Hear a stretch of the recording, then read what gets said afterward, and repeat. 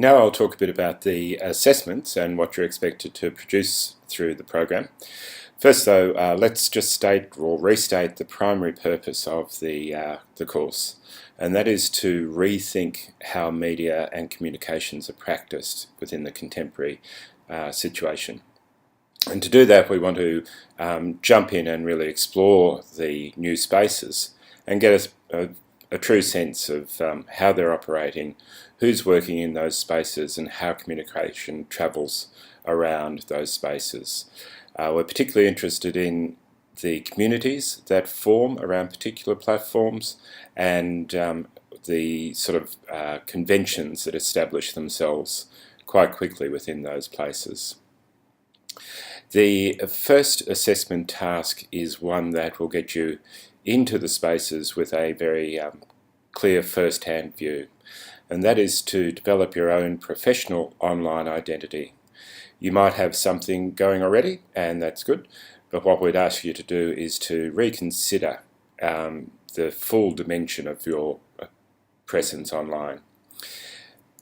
This is done by creating an active online persona, that is somebody who is constantly posting to the blog, tweeting, doing Facebook, Instagramming, videoing, and using Vimeo, that type of thing. Depending on where you're coming from, each of those particular platforms will be appropriate or not. So that's your choice to build a suite of them that you think are relevant to you. So the identity project is in essence a self-branding project, and if you look on the blog you'll see under the activities, the workshops, there's a detailed description of how you can go about that self-branding exercise. It seems a bit awkward at the start. We don't like to consider ourselves as products and brand them in that way, but I think you'll find it's very useful because it actually helps you to think about particular aspects of your proposition that you're putting forward. Ultimately, of course, we're aiming for clarity, a sense of tonality or tone of voice, a clear indication that you as a media practitioner are actively involved in these spaces, drawing of course on all your other activities, particularly things that are relating to media and communication. You can decide whether you frame that as something that's relevant to your current professional interest or future interests or other things that you're doing at the same time as your career. But obviously the most successful personas online are the people who demonstrate that they've got a passion for what they're doing and live that through. So in the workshop on Identity Hub building, you'll see that there's 4 steps that you can take. The first is a positioning statement, and to start this, begin by considering who your publics are, who's the audience, who are the people you're talking to, and what tone of voice would they expect to be spoken to in. You'll get this by looking at other people online and seeing how they respond to conversations, how they initiate conversations, and so on. So your positioning statement is saying, I am a professional, I'm working in this field, I am a peer, and I am interested in joining in the conversations and at times initiating them.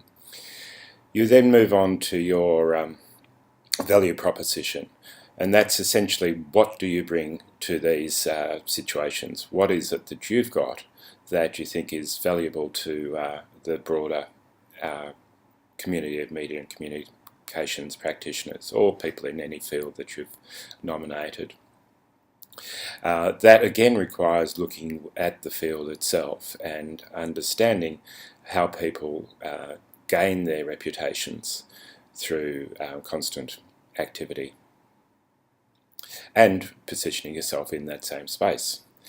The third one is the brand story or experience, and this is really the personality side of your brand. This is you as a person, not just you as a product.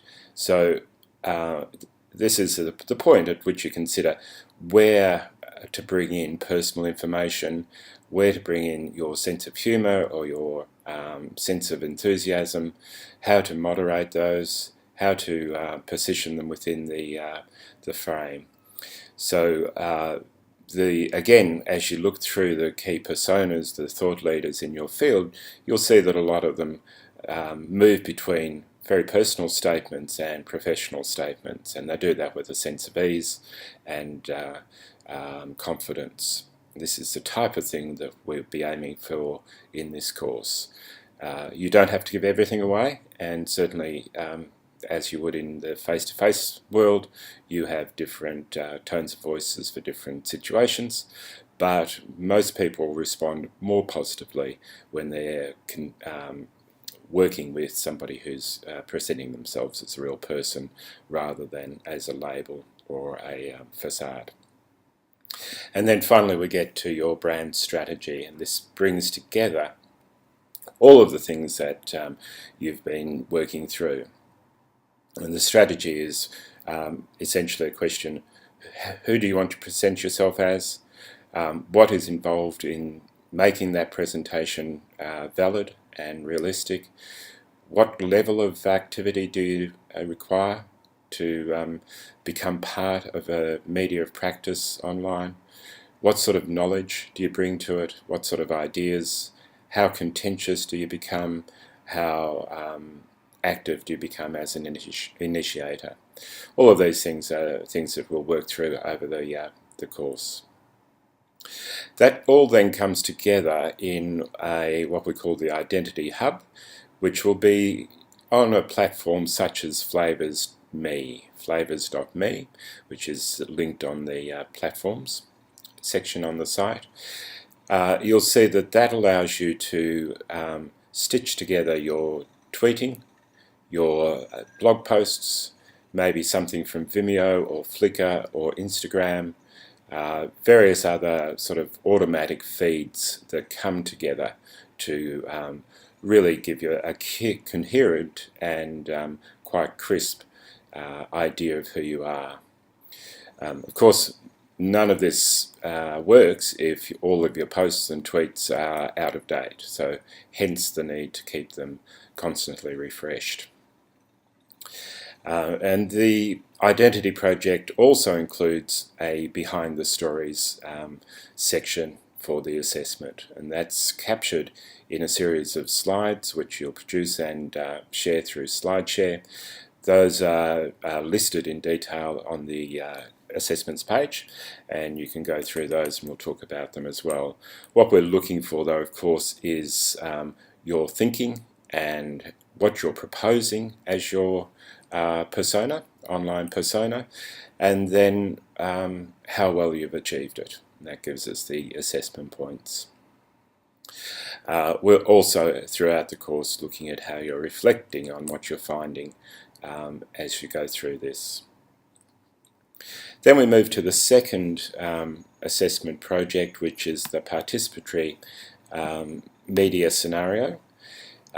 This will be detailed in much more fully in week 3 and 4, but essentially what we'll be doing there is working from that position of a professional online identity and establishing a number of, or one project which you select out of 3 options. The project will be to establish a social media strategy proposition for one of the options, using all of the information and knowledge that you've built throughout the program. And that will, of course, require a lot of experimentation, a lot of use of different platforms, so you can assess which are the suite of platforms that you would apply in your proposition. Again, we go back to the audience, and as we know, the audience is one of the changing factors that's producing the biggest shifts in media and communication.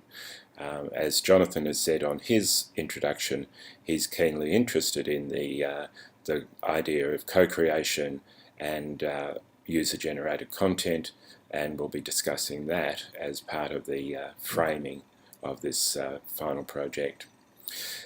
You'll be given those options, but in detail, but as listed here, we'll be looking at one that will be situated in the third sector, a not-for-profit or non-government organisation that's working on a social innovation program, or alternatively a small creative enterprise. This could be a startup, or it could be a art, design, advertising or creative enterprise that's looking to itself brand itself and give itself a unique identity online, and to understand what's involved both from the point of risks and rewards.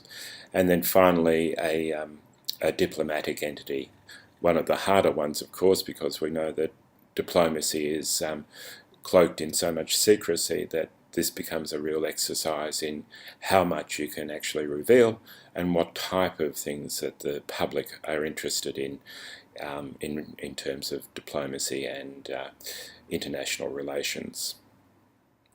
So looking forward again to seeing how you respond to these. Please keep up to date with the blog, and we'll be online on Twitter and ready to talk. Cheers.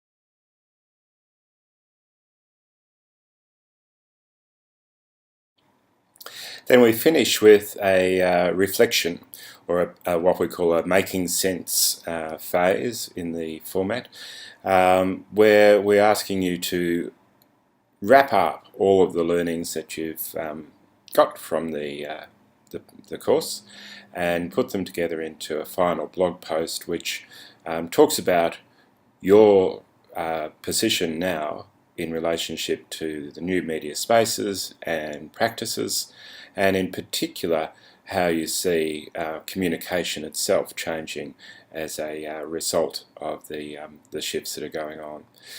This is an important part, of course, because this is where you'll be able to identify for yourself and for others your position as a practitioner of new spaces and new approaches. We're very keen to see how you respond, and please keep in touch. We'll be on Twitter and under the hashtag #GlowCo13, and look forward to seeing you there.